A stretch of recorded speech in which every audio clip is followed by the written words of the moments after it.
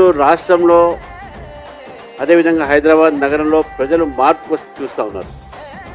రాష్ట్రంలో బీజేపీని తీసుకురావాలని చెప్పి ముందుగా యువత మహిళలు ఇద్దరు కూడా ఆలోచిస్తున్న విషయాన్ని ఈరోజు ఇక్కడ స్పష్టంగా మనకు కనబడతా ఉంది. ఈరోజు చేరిన వాళ్ళందరూ కూడా యువకులు మహిళల్లో కూడా ఎడ్యుకేటెడ్ మహిళలు ఈరోజు భారతీయ జనతా పార్టీలో చేరుతున్నారు.